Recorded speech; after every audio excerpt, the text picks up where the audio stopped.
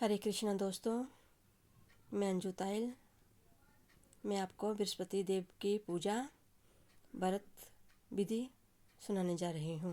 बृहस्पति या गुरु को बुद्धि और शिक्षा का देवता माना जाता है।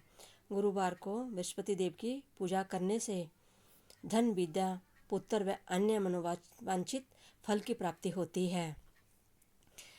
गुरुवार को भगवान बृहस्पति की पूजा का विधान है। इस पूजा से परिवार में सुख शांति रहती है। गुरुवार की पूजा विधि विधान के अनुसार ही की जानी चाहिए। व्रत वाले दिन सुबह उठकर बृहस्पति देव का पूजन करना चाहिए। बृहस्पति देव का पूजन पीली वस्तुआं, पीले फूल, चने की दाल, मुनक्का, पीली मिठाई, पीले चावल और हल्दी चढ़ाकर किया जाता है। इस व्रत में केले के पेड़ की पूजा की जाती है तथा कथा और पूजन के समय मन, कर्म और वचन से शुद्ध होकर मनोकामना पूर्ति के लिए बृहस्पति देव से प्रार्थना करनी चाहिए। जल में हल्दी डालकर केले के पेड़ पर चढ़ाए, केले की जड़ में चने की दाल और मुनक्का चढ़ाएं, साथ ही दीपक जलाकर पेड़ की आरती उतारें। दिन में एक समय ही भोजन करें। खाने में चने की दाल या पीली चीज़ें ही खाएं, नमक ना खाएं। पीले वस्त्र पहने, पीले फलों का इस्तेमाल करें। पूजन के बाद भगवान बृहस्पति देव की कथा सुननी चाहिए। प्राचीन काल की बात है, किसी राज्य में एक बड़ा प्रतापी और दानी राजा रहा करता था।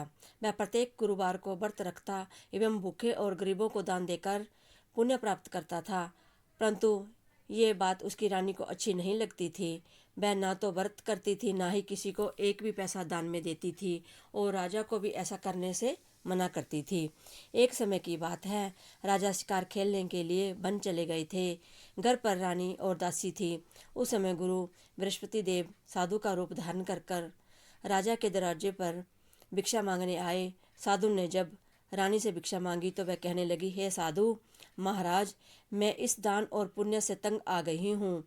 आप कोई ऐसा उपाय बताए जिससे कि सारा धन नष्ट हो जाए और मैं आराम से रह सकूं। बृहस्पति देव ने कहा, हे देवी, तुम बड़ी विचित्र हो। संतान और धन से कोई दुखी होता है? अगर अतिरिक्त धन है तो इसे शुभ कार्य में लगाओ। कुमारी कन्या का विवाह कराओ, विद्यालय और बाग बगीचों का निर्माण कराओ, जिससे तुम्हारे दोनों लोग सुधरे।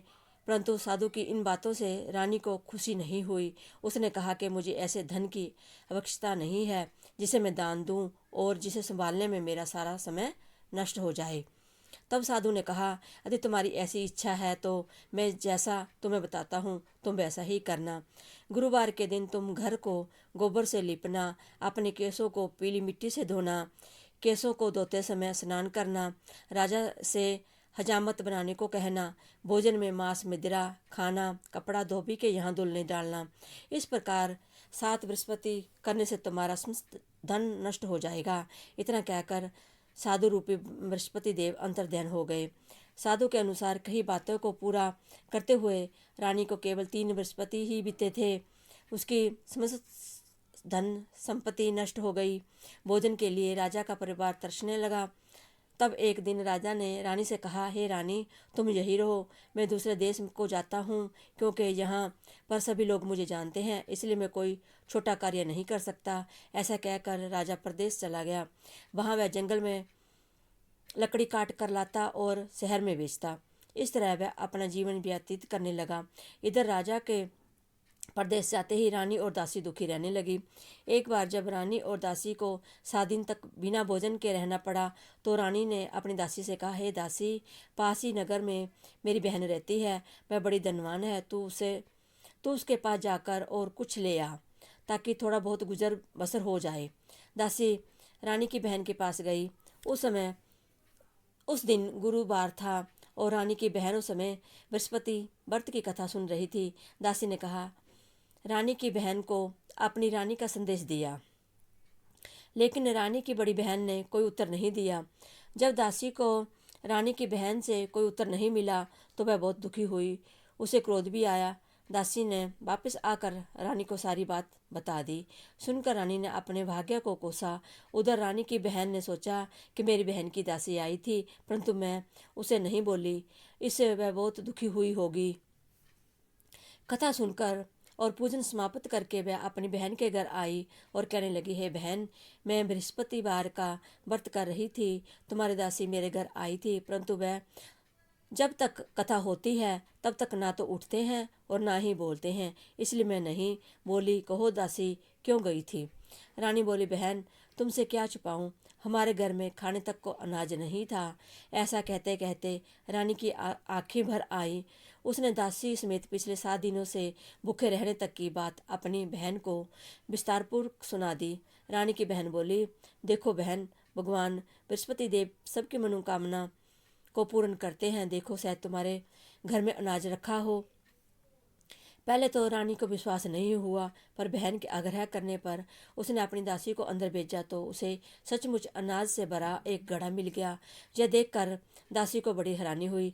दासी रानी से कहने लगी, हे रानी, जब हमको भोजन नहीं मिलता तो हम व्रत ही तो करते हैं, इसलिए क्यों ना इनसे व्रत और कथा की विधि पूछ ली जाए, ताकि हम भी व्रत कर सके।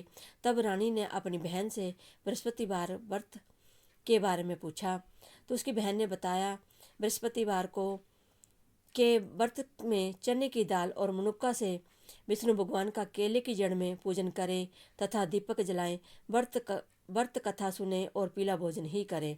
इससे बृहस्पति देव प्रसन्न होते हैं। व्रत और पूजन विधि बताकर रानी की बहन अपने घर को लौट गई। 7 दिन के बाद जब गुरुवार आया तब तो रानी और दासी ने व्रत रखा। गुड़साल में जाकर चना और गुड़ ले आई। फिर उसने केले की जड़ तथा विष्णु भगवान का पूजन किया। अब पीला भोजन कहाँ से आए, इस बात को लेकर दोनों दुखी हुए। चूँकि उसने व्रत रखा था इसलिए बृहस्पति देव उनसे पसंद थे, इसलिए वह एक साधारण व्यक्ति का रूप धारण कर 2 थालों में सुंदर पीला भोजन दासी को दे गए। भोजन पाकर दासी प्रसन्न हुई और फिर रानी के साथ मिलकर भोजन ग्रहण किया। उसके बाद वह सभी गुरुवार को व्रत और पूजन करने लगी। बृहस्पति भगवान की कृपा से उनके पास फिर से धन संपत्ति आ गई, परंतु रानी फिर से पहले की तरह आलस्य करने लगी। तब दासी बोली, देखो रानी, तुम पहले ही इस प्रकार आलस्य करती थी, तुम्हें धन रखने में कष्ट होता था, इस कारण सभी धन नष्ट हो गया था। और अब जब भगवान बृहस्पति की कृपा से धन मिला है तो तुम्हें फिर से आलस्य होता है।